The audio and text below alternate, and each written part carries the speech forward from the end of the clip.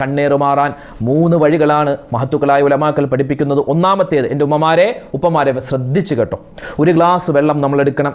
കണ്ണേറ് ബാധിച്ചവനോ അല്ലെങ്കിൽ കണ്ണേറ് ബാധിച്ചവർക്ക് വേണ്ടി മറ്റുള്ളവരോ ചെയ്തു കൊടുക്കാവുന്ന ഒരു കാര്യമാണ്. ഒന്നാമത്തേത്, ഒരു ഗ്ലാസ് വെള്ളം എടുക്കണം. ആ ഒരു ഗ്ലാസ് വെള്ളത്തിലേക്ക് 7 പ്രാവശ്യം സൂറത്തുൽ ഫാത്തിഹ നമ്മൾ ഓതണം. 7 പ്രാവശ്യം സൂറത്തുൽ ഫാത്തിഹ ഓതിയിട്ട് നമ്മൾ എന്ത് ചെയ്യുക, ആ ഗ്ലാസ്സിലേക്ക് ഇഷ്ഫി എന്ന് പറഞ്ഞ് മന്ത്രിക്കുക. 7 പ്രാവശ്യം സൂറത്തുൽ ഫാത്തിഹ, 3 പ്രാവശ്യം സൂറത്തുൽ ഇഖ്ലാസ് ഓതുക.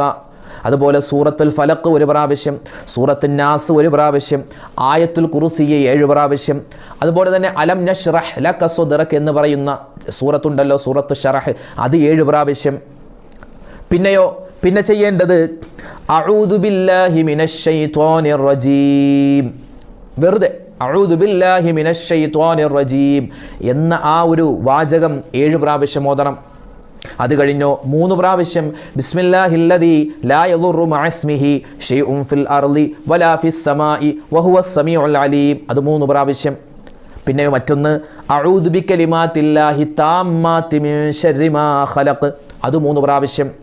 അതുപോലെ സലാമുൻ ഖൗലം മിർ റബ്ബിർ റഹീം എന്ന് 7 പ്രാവശ്യം.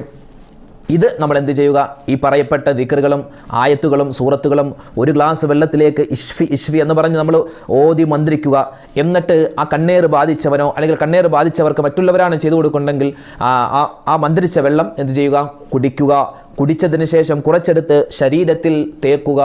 ഇങ്ങനെ തുടർച്ചയായി 3 ദിവസം ചെയ്തിട്ട് മാറിയില്ല എങ്കിൽ 7 ദിവസമോ ചെയ്യേണ്ടതാണ്. 7 ദിവസത്തിനുള്ളിൽ ഇൻഷാ അല്ലാഹ് ഈ ഒരു കണ്ണേറിൻ്റെ പ്രയാസം മാറുന്നതാണ്.